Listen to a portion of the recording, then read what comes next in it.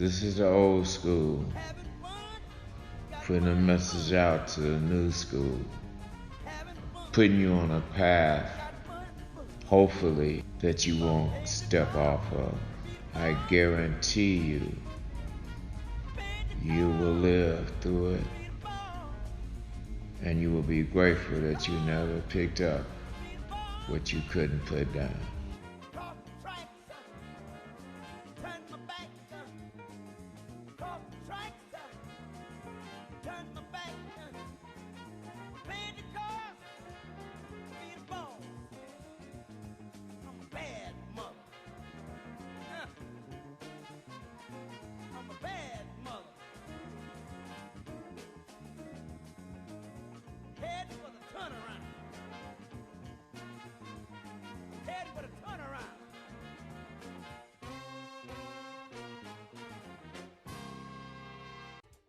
You are watching a master at work. When I came up as a child, something was wrong with me. And back in the 50s, doctors couldn't say just what it was that was wrong with me. My mother even went as far as taking me to a gypsy woman, and let her try to read me with some cards and stuff. You know, looking at the cards and saying this and that. But when we left, I told my mom, I said, Mom, don't take me back here again. That woman's trying to beat you out of your money. She said, okay, I won't. So, when I would lay down at night, my mother was there. When I wake up in the morning, my mother was there. I went to Sunday school before I even started grammar school. But when I got to a certain age, I started just going around to the church getting a pamphlet. Just proved to my mother that I went to church, but I went up the street and hung out with the guys. I was what you would call a square, though. You know, because of, I just had no I was scared of girls, so, but I was in the gang. I ended up being in the gang. What gang were you in? This is with Disciples. Devil Disciples. And that's what we were, the devil. I remember Out here in Illinois? in Chicago, Illinois. Chicago, now that's where you're from. Yeah, that's when, that's the city I was brought up in. Blackstone Rangers, that's what they called it. That was another gang. And then as we would be fighting with different gangs, even when I was in grammar school, I remember having my first drink was when we graduated from grammar school. And little did I know, drinking that alcohol was putting me on the trail of drugs. Some of the hardest drugs that was in the city of Chicago.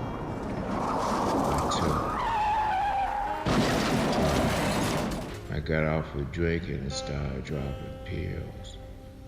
Chippedos trees, Reds, and I pretty much just slept through life, nodding wherever I went.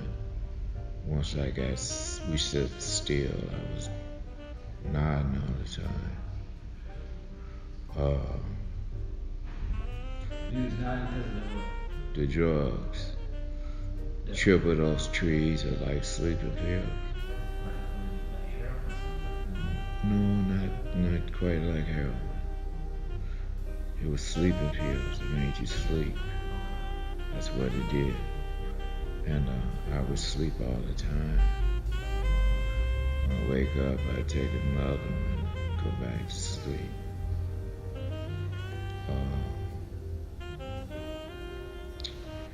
I went from taking trees at a young age to going to codeine. At that time, it's Robitussin AC with codeine. And I would get it from Walgreens. But when you went up there to Walgreens to get it, you had to buy an item. You couldn't just walk up to the counter without anything and give it to you. When the pharmacist seen me, I would pay for the grease and he would put the codeine in the bottle into my bag. And I would drink codeine. And I liked it because it made me nod. By then, I was 16, 17 years old. That was the 60s, 70s. 60s, late 60s, beginning of the 70s. And I remember when I would go get this cough medicine, I was buying the same thing though, over and over again. Same product. I had about 30 cans of hair grease on my dresser from me having to buy something out of Walgreens before I got to codeine. I did that for a while. And on my 18-year birthday,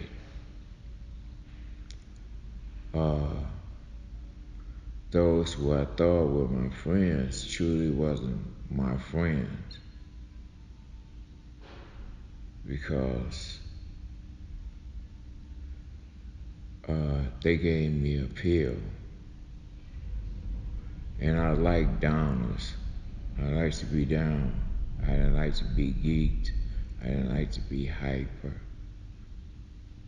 This pill I took, it was acid. And when they say you go on a trip with it, you go on a trip. And I stayed like that for about 8 months. I even managed to go to work. I could not go get me a job. I had gotten me a job actually, and because my mother was telling me when I took the acid, this is what happened. The guy that gave it to me, his sole purpose was to run me crazy. He wanted me to lose my mind. And that was because of jealousy. Was he your friend? Yeah, I thought he was my friend. That's why I took it. I didn't think he would give me anything bad. But he did.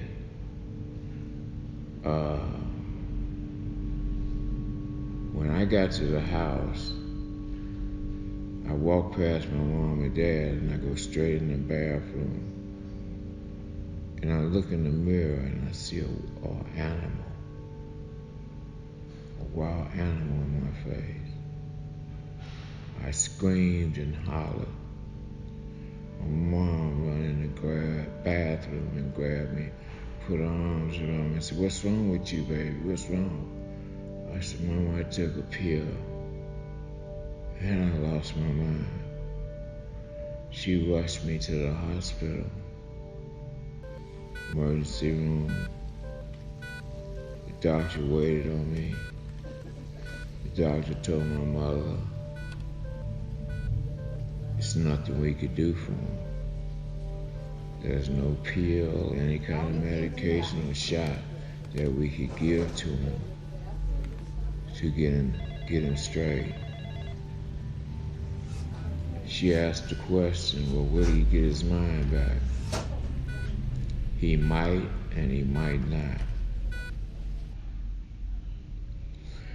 She said all you could do is give him plenty of water and plenty of liquids and plenty of juice and hope that he'd get his mind back. I had just got a new job at a meat company, and my mother, when they brought me home, I'm laying in the bed. My mom tell me, son, you can't go to work. I said, Mom, I just got the job. If I don't go to work, I'm gonna lose the job. But for the grace of God, for some reason, I was still able to go to work when all these things tripping is going in my head. When they said you take acid and go on a trip, I was on a trip. I stayed like that for 8 whole months. My mind was gone. I was able to do my job because it was a labor job, and I just mainly had to stack boxes. So I would be in the world and come back to the way I was, which is called flashbacks. You here in the world, then you go back to the way you was when you was messed up. Kept going like that.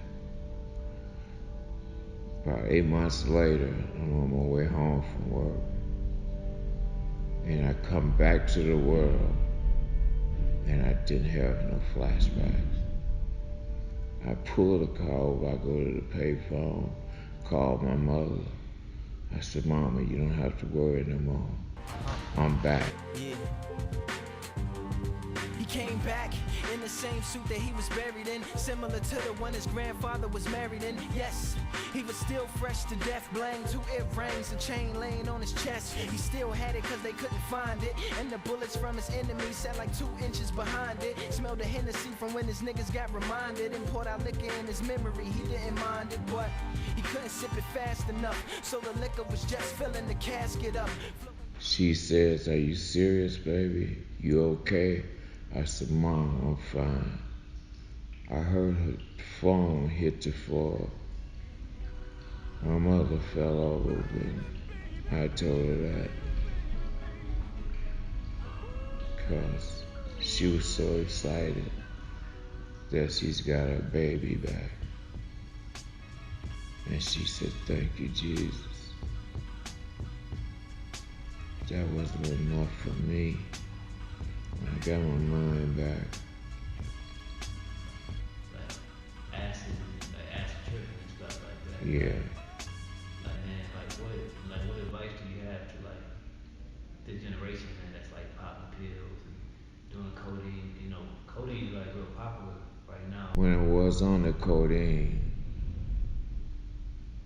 I would nod pretty much all day long. My mom would ask me what's wrong with me. One of the things that I would say to young people about messing with drugs, messing with alcohol, messing with weed, you're on the wrong road, and it will lead you to a right place where you might not even be able to get out of. You might not be able to come out of. Because all the friends that I had coming up are dead from ODing or either in the penitentiary because what the drugs made them do. Because you only think about money, how you gonna get your next fix. When you take them drugs, you take them, and eventually the drugs start taking you. I realize now for these young kids, and that's where my addiction started when I was in high school. Don't pick up something that you can't put down. Never pick up something that you can't put down. Because when you start drinking, it can be a continual thing with you. You start smoking in blunts. It can be a continual thing that'll be in your life until the day that you leave this world.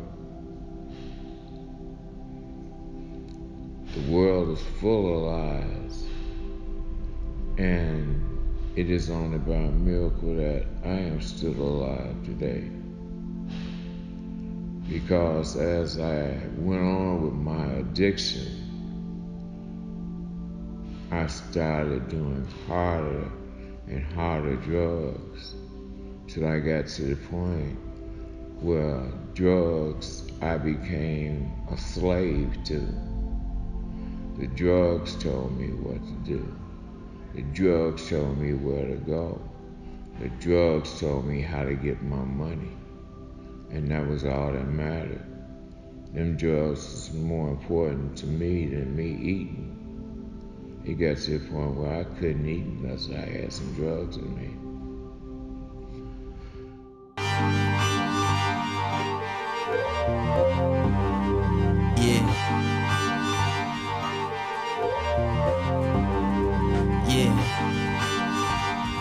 The cool. Turn me up. He came back in the same suit that he was buried in, similar to the one his grandfather was married in. Yes, he was still fresh to death. People that I was buying my drugs for, they were getting brand new cars, nice homes, because I was paying their bills for them. He had over 100-something customers.